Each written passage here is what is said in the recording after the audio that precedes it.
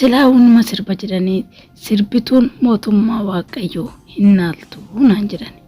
Anis achumaan itti fufii dubbifadhu ejjituun mootummaa waaqayyoos hin naaltus kan jedhu caafameetii jira jedheen deebiseefi.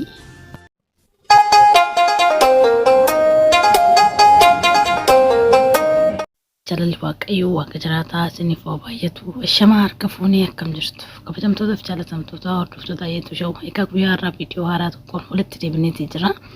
Egaa seenaan guyyaa har'aa immoo qabadde isiniif dhiyaadhe seenaa Habtaamuu Lamuu yookaan Qanqee Shawuu irratti kan hojjetu Gingilchaa. Seenaa isaa wal waliin ilaalaa haga xumura sagantaa keenyatti nu waliin turaa jechuun affeerraa keenya.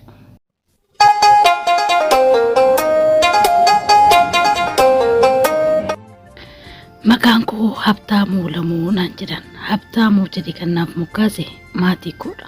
Namoonni baay'een maqaa koo irrattis qeeqa kan qaban ni jiru. Maqaa kanaas maaf hin jijjiirannes karaa afaan Oromootti kan jedhu gaafii namoota hedduuti. Ani Habtaamuu jedheetis kan naa moggaase maatii koo waan ta'eef akka waan maatii kan koo tuffadhe natti fakkaate waan ta'eef maqaa kana Habtaamuu akkuma ta'etti hafe. Ani kan dhaladhee guddadhe Kobor keessatti achumattis mana barumsaa galee barumsa koos barachaa immoo yeroo kootti immoo maatii koos yeroo qabuttis maatii koo gargaaran ture. Egaa akkuma jabaachaa dhufeen booddee gara imala biyya ormaatitti eegaluudhaaf ka'e. Jireenyi biyya keessaa waan ulfaatuuf jecha anis biyya kan lakkisee baqadhee akkuma bu'aa bayii hedduu keessa darbee. Egaa jireenya namaa keessatti wanta hedduutu nama mudata. Kanas tokkos lamas jedheetis himeesiyoon fituus baadhee bu'aa bayii hunda isaayyuu danda'e. Booddee karaa Keeniyaa keessas hedduu bubbulee tutture beelaa dheebochaas ture. Garuu yeroo hundaa waaqayyoo kootti nan gammada. Waaqayyoo koos nan galateeffadha. Yeroo baay'ee namoonni boo'anii dhiphatanii maal taana akkas taana gaafa isaan jedhani ani yeroo maraa fuulli kan koo gammadaadhuma. Egaa kana hunda keessa darbee gaafan karaa Kanaadaatti dhufu egaa akka namoonni har'a ta'anii ijaan laalan kana osoo hin taane aarsaa gurguddaa kaffaleen keessa darbee Kanaadaa ga'e. Gaafan Kanaadaas ga'u ani nama tokko biraan qabu haati koo abbaan koos achi jiranii kan biyyaa ba'es baqadheeti. Egaa erga achi ga'een booddees waldaa afaan Oromootiin tajaajilu barbaadu eegale. Waldichas gaafa dirqadhu waldaas dhaqee achi keessattis simannaan hawaasni namaaf qabus hedduu waan nama hin gammachiifneef namoonni gaafa waldaa dhaqanii galan gammadaa kolfaa galu. Ani garuu gaddaatiin galaa. Egaa namoonni gaafa achittis waliin dhugan waliinis nyaatan gammadaa kokkolfaa wajjin nyaatanii wajjin dhuganii galu. Yeroo ayyaanatis wal fudhatu. Kana yoo jedhu nyaataaf dhugaatii barbaade osoo hin taane namootan ittiin walitti hiriyaa ta'u yeroo saniif barbaadetti. Gara waldaas gaafa naqus ani faarfachuus nan barbaada. Garuu carraa san waan hin argatiniif yeroo baay'ee qopummaan natti dhaga'amu irraa kan keessa waldichas gadhiisee gara mana sirbaatti goree. Gaafan gara mana sirbaattis goruu manni sirbaa eenyufuu banaadha. Sabaaf sablammiin kamiyyuu achi keessatti wal argee wal baree anis namoota hedduudhaan wal baree hiriyootanis argadhee achi keessattis sirbas baasee.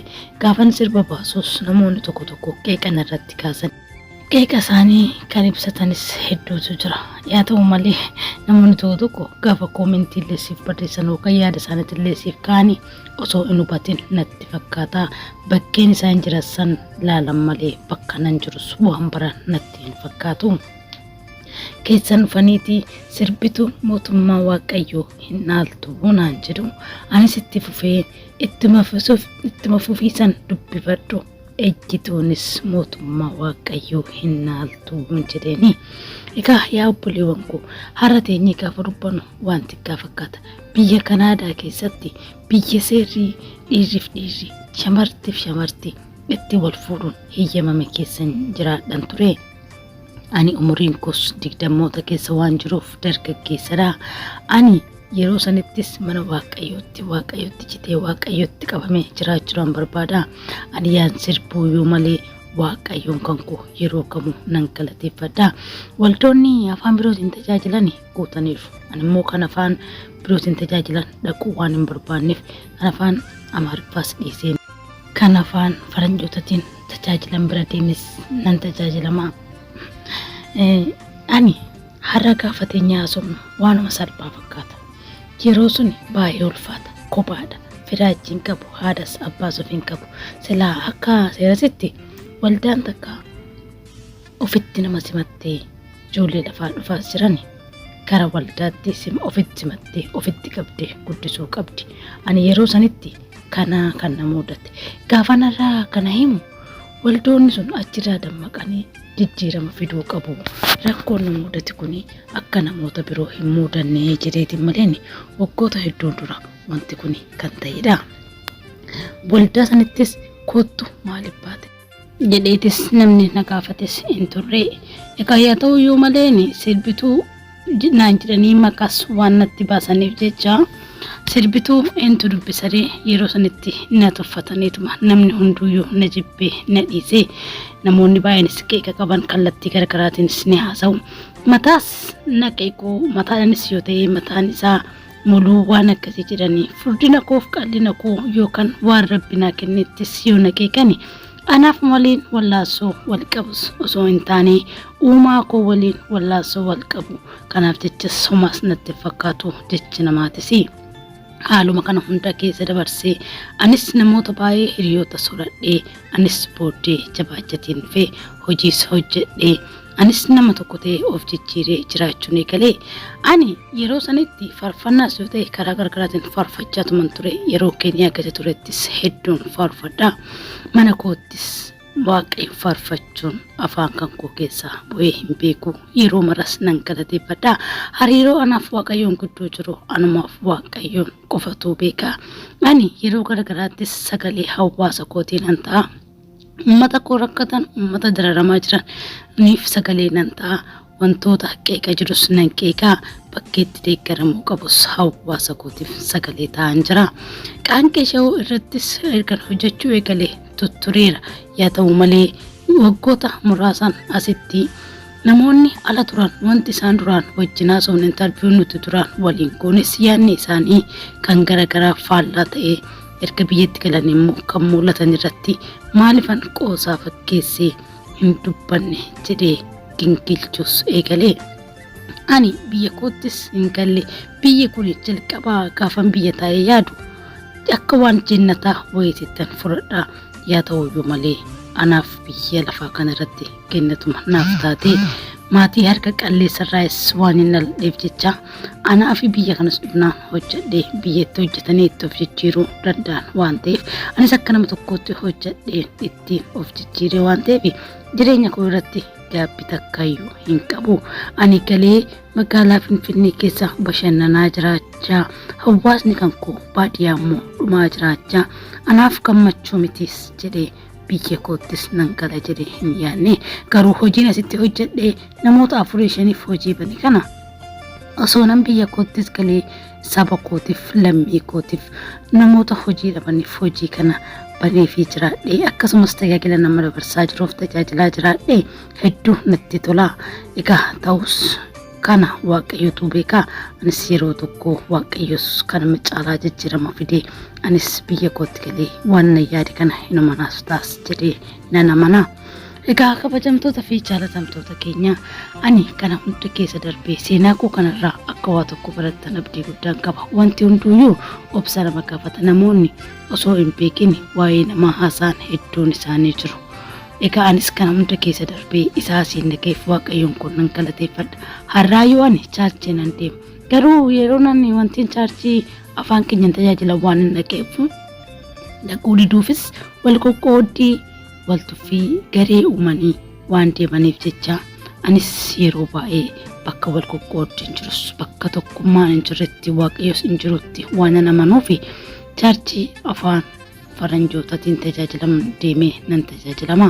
Gaafan jalqaba haadha manaatii fuudhuudhaaf biyyarraas karaa biyya Kanaadaatti fidachuuf jiru lakki wal nufuusisaadha. Ani fuudhuun barbaada gaafan jedhuuni akka seeratitti as teessee torbee lamaaf nu bira turuu qabdii asitti wangeela achi sagalee waaqayyoo itti lallabne barumsa barachuu qabus barattee achiin boodas immoo gaa'ela keessan dhaabbattu nuun jedhanii anis lakki hin barbaadu isii haadha manaa koo hawwiidhanis eeggachaa ture isii biyyarraa ishee fidee torbee lamaaf gargaris hin baanuu jedhee didee yeruma san bahee charchii warra afaan faranjootaa dhaqee tajaajila afaan oromootiin tajaajilus argadhe innis akkas naan jedhee habtaamu dhugumattiin fuudhuu barbaadda kottu rakkoon tokko hin jiru amman isin eebbisa nuun jedhee waldaatti geessee achittis nuuf kadhatee yeroo dhiirri fi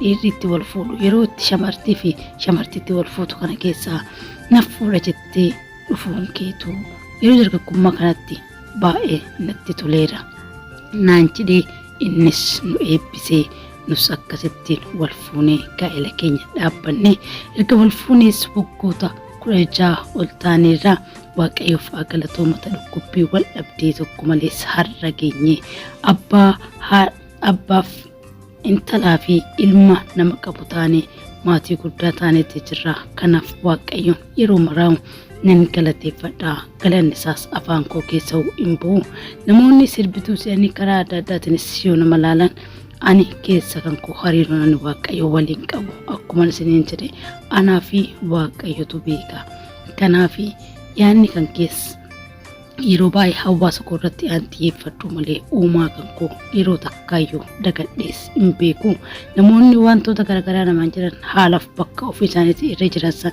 sirriitti ilaalanii ka'anii namaan jechuu danda'u yeroo namni itti waraabatu yeroo itti haalli ulfaatan yeroo jirutti haala sanii fi yeroo ati irra jirtu wal qabsiiftee ilaaluun sirra jiraata quba tokko namatti qabuun dura afran afes akka kara keetti deebi'ee maalummaa kee si gaafatu hin dagatini egaa ana kana hunda keessayyuu waaqayyoos na dabarsee nama mataan koos rifeensa koos biqilfamee nama har'a anis namoota kaleessa naqee qassaa wajjin jiraadhu ta'ee jira ani yoomiyyuu dubbii namaaf iddoo hin kennu yeroo baay'ee koomentiin namaa kennamu haamilee nama cabsa yaanni namoonni siif kaa'u haamilee si cabsa yoo cal jettee osoo hin dubbatinis teesse gowwaa si fakkeessu yoommoo baates dubbatte waan daldalaaf yookaan qarshiidhaaf siin jedhanii namoonni baay'een haamilees nama tuqu egaa kana hunda keessayyuu isin dabarseef waaqayyoon koo galateeffachaa egaa guyyaa har'aaf kana fakkaata egaa muuxannoo bu'aa bahii jireenya kootii seenaa koo kanarraa akka waa guddaa tokko barattan abdii guddaan qaba namni hojjete namni kaayyoo qabu namni maaliif akka bahee beeku tokko bakka yaades inuma ga'a isiniin jecha guyyaa har'aaf asumatti xumuraa guyyaa biraammoo ani seenaa nama biroo seenaa nama jabaa seenaa nama jiruuf jireenya isaa keessatti wantoota miidhagaa ta'e bareedaa ta'e dabarsan qabadheen isiniif dhiyaadhaa haga xumura sagantaa keenyattis waan waliin turtaniif guddaa galatooma jechaa guyyaa biraammoo viidiyoo birootiin haga walitti deebinutti turtii gaariin isiniin jedha baay'ee